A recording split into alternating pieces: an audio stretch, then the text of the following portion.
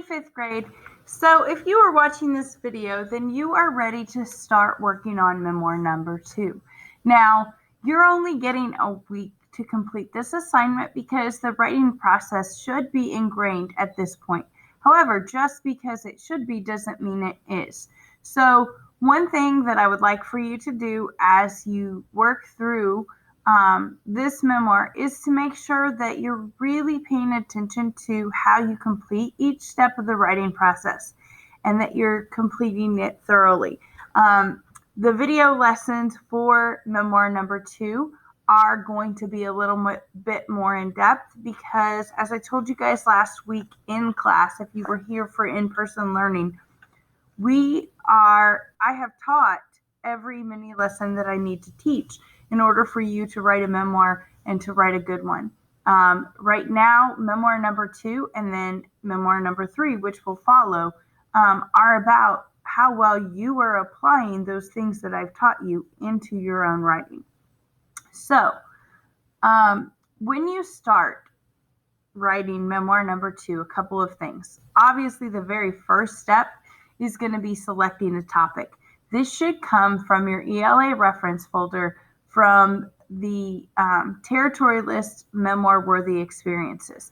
And if you don't have a really good solid list, then you're going to need to spend some time building that list before you can select a topic. However, I will tell you, most of my students in class had no trouble selecting a topic for number 2 because through the process of writing number 1, it made them think of which ones they wanted to use for memoir number 2. So hopefully that's the case for you as well. I'm going to challenge you after you've selected a topic to choose a different graphic organizer to plan your memoir than you did for memoir number 1.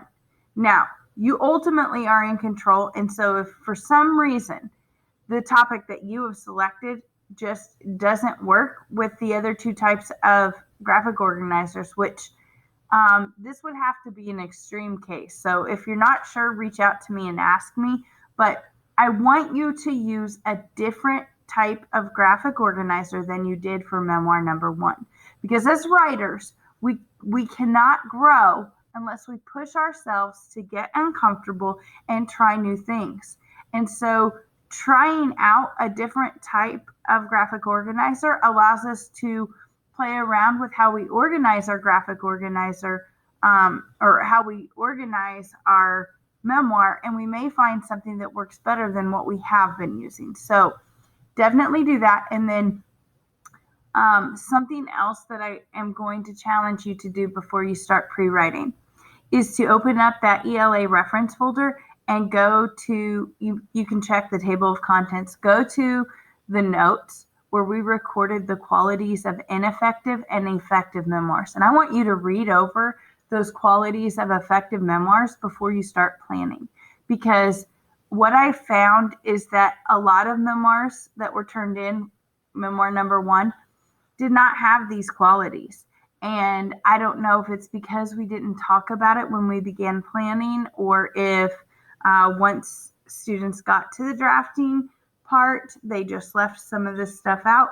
But I want you to review that, and then I want you to go into the graphic organizer and make sure that you're including details that are going to allow your memoir to have the same qualities as an effective memoir.